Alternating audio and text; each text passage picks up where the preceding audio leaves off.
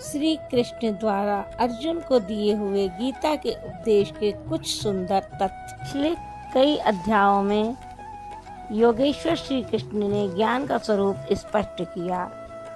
उन्होंने बताया कि जिस पुरुष द्वारा संपूर्णता से आरंभ किया हुआ नियत कर्म का आचरण क्रमशः उत्थान होते होते इतना सूक्ष्म हो गया कि कामना और संकल्प का सर्वथा शमन हो गया, उस समय जिसे वह जानना चाहता है उसकी प्रत्यक्ष अनुभूति हो जाती है।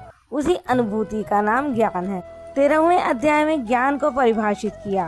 अध्यात्म ज्ञान नित्यत्वम तत्व ज्ञानार्थ दर्शनम।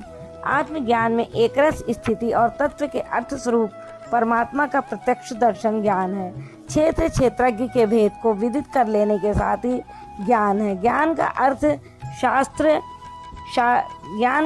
शास्त्रार्थ नहीं, शास्त्रों को याद कर लेना ही ज्ञान नहीं है।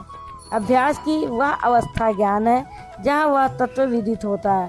परमात्मा के साक्षात्कार के साथ मिलने वाली अनुभूति का नाम ज्ञान है। इसके विपरीत सब कुछ अज्ञान है। प्रस्तुत 14 अध्याय में योगेश्वर श्री कृष्ण जी कहते हैं, अर्जुन, उन ज्ञानों में भी परम उत्तम ज्ञान को मैं फिर तुम्हारे लिए कहूँगा। योगेश्वर उसी की पुनरावृत्ति करते जा रहे हैं। स्मृति एक ऐसा पटल है जिस पर संस्कारों का अंकन सदैव होता है। यदि पथिक को इष्ट में प्रवेश दिलाने वाली जानकारी धूमिल पड़ती है तो उस स्मृति पटल पर प्रकृति अंकित होने लगती है जो विनाश का कारण है। इसलिए पूर्ति पर्यंत साधक को इष्ट संबंधी जानकारी दोहराते रहना चाहिए। आज स्मृति जीवंत है, किंतु अग्रेतर अवस्थाओं में प्रवेश मिलने के साथ यह अवस्था नहीं रह जाएगी। योगेश्वर श्री कृष्ण भी महापुरुष थे। अर्जुन शिष्य के स्थान पर है, उसने उनसे संभालने की प्रार्थना की थी।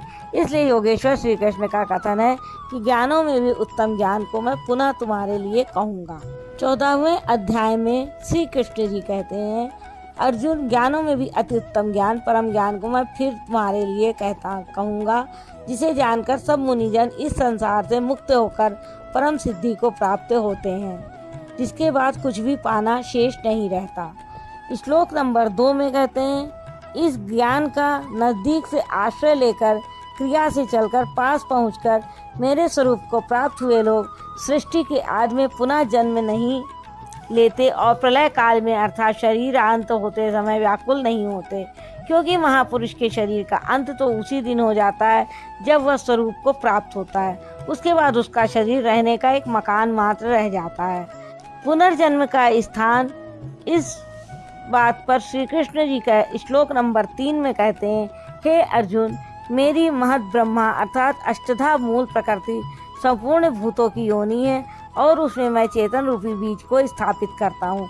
उस जड़ चेतन के सहयोग से सभी भूतों की उत्पत्ति होती है। श्लोक नंबर 4 में अर्जुन से श्री कृष्ण ने कहा, कौन्तेय, सब योनियों में जितने शरीर उत्पन्न होते हैं उन सबकी योनि गर्भधारण करने वाली माता 8 वेदों वाली मूल प्रकृति है और मैं ही बीज का स्थापन करने वाला पिता हूँ। अन्य कोई न माता है न पिता।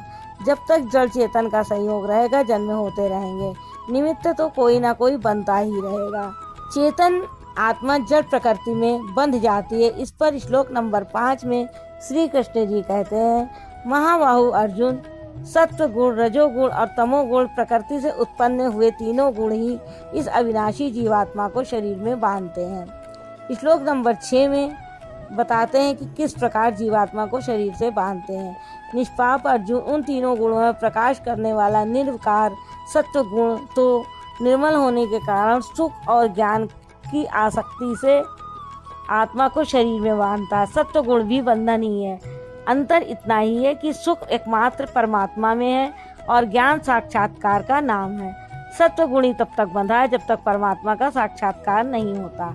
श्लोक नंबर 7 में श्री कृष्ण जी ने कहा, हे अर्जुन, राग का जीता जागता स्वरूप रजोगुण है। उसे तुम कामना और आसक्ति से उत्पन्न हुआ जानो। वह जीवात्मा को कर्म और उसके फल की आसक्ति में बांधता है।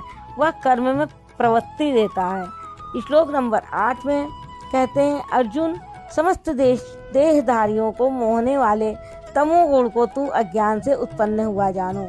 वह इस जीवात्मा को प्रभाव वह इस जीवात्मा को प्रमाद अर्थात व्यर्थ की चेष्टा, आलस्य और निद्रा के द्वारा बांधता है। निद्रा का अर्थ यह नहीं कि तमोगुणी अधिक सोता है, शरीर सोता हो ऐसी बात नहीं।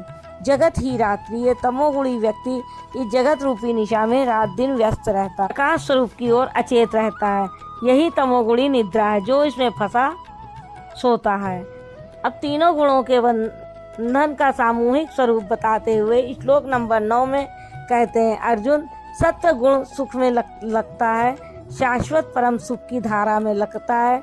रजोगुण कर्म में प्रवृत्त करता है और तमोगुण ज्ञान को आच्छादित करके प्रमाद में अर्थात अंतःकरण की व्यर्थ चेष्टाओं में लगाता है। जब गुण एक ही स्थान पर एक ही हृदय में हैं तो अलग अलग विभक्त हो जाते हैं। इस पर योगेश्वर श्री कृष्ण कहते हैं, श्लोक नंबर 10 में बताते हैं, हे अर्जुन, रजोगुण और तमोगुण को दबाकर सत्वगुण बढ़ता है, वैसे ही सत्वगुण और तमोगुण को दबाकर रजोगुण बढ़ता है तथा इसी प्रकार रजोगुण और सत्वगुण को दबाकर तमोगुण बढ़ता है। अब ये कैसा पहचाना जाए, कौन से गुण से ये पहचाना जाता है। श्लोक नंबर 11 में बताते हैं, जिस काल में इस शरीर तथा अंतःकरण और संपूर्ण इंद्रियों में ईश्वरीय प्रकाश और बोध शक्ति उत्पन्न होती है, उस समय ऐसा जानना चाहिए कि सत्व गुण विशेष वृद्धि को प्राप्त हुआ है। राधे राधे।